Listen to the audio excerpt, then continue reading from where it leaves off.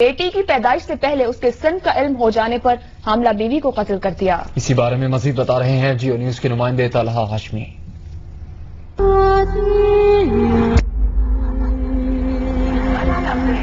کہتی تھی امی بس یہ دعا کیجیے گا کہ میری بیٹی نہ ہو، مجھے انصاف دلائیں۔ دیکھیے میری بیٹی واپس نہیں آئے گی لیکن کم سے کم ایک ماں کو سکون ہو جائے گا۔ درد کی دہائی سناتی یہ ماں ہے 21 سالہ طوبہ امتیاز کی، جو 22 جنوری کو اپنی خوبصورت آنکھوں میں خواب سجائے پاکستانی نژاد امریکی شہری آصف کے ہمراہ رخصت ہوئی تھی۔ جناح یونیورسٹی فار ویمن کی گریجویٹ طوبہ تعلیمی میدان میں جتنی اچھی تھی، ازدواجی زندگی کو بھی اپنے خیالات سے بے مثال بنانا چاہتی تھی۔ تو کہنے لگے نہیں امی بس مجھے یہ ہے کہ تھوڑا مجھے وقت دے دیں، میں کر لوں گی جتنا ہو سکے، میں کوشش کرتی ہوں، لیکن انہوں نے حد پار کر دی۔ تاہم اس کے سسرال والے شاید اس اچھی لڑکی کے قابل نہیں تھے۔ آئے دن ذہنی اور جسمانی تشدد کے باعث وہ پریشان رہنے لگی تھی اور اسی دوران اسے پتہ چلا کہ وہ امید سے ہے۔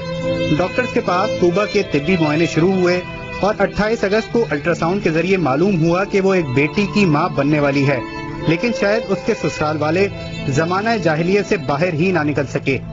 جب چکر کبھی لگاتی تھی تو کہتی تھی امی بس یہ دعا کیجیے گا کہ میری بیٹی نہ ہو، کیونکہ ان لوگوں کو بیٹا کا بہت ہے۔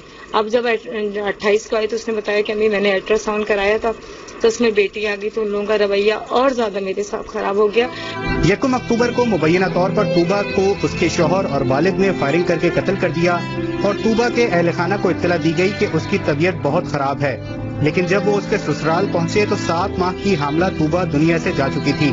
دونوں ملزمان پولیس کی حراست میں ہیں اور اس کیس کو خودکشی میں بدلنے کے لیے دباؤ ڈال رہے ہیں۔ تفتیش جو ابھی چل رہی ہے، تفتیش کے اندر ابھی ملزمان جیل کسٹڈی کے اندر ہیں، تو انشاءاللہ ایک آدھ دن میں چلان بھی ہو جائیں گے۔ اور جو موقع پہ جب گئے وہاں پہ سائٹ انسپیکشن پہ ہم نے جا کے دیکھا ہے، جو چیزیں وہاں کرائم سین سے ملی ہیں، یہ مرڈر ہے۔ طوبہ اور اس کی نامولود بیٹی کے دوہرے قتل پر معاشرے کے افراد مطالبہ کرتے ہیں کہ 21ویں صدی میں موجود جاہلانہ ذہنیت کے ان لوگوں کو سخت ترین سزا دی جائے تاکہ کوئی بھی شخص ایسا جرم کرنے سے پہلے اپنے انجام کو کئی بار سوچنے پر مجبور ہو جائے۔ کیمرامین فرحان الیاس کے ساتھ طلحہ ہاشمی، جیو نیوز، کراچی۔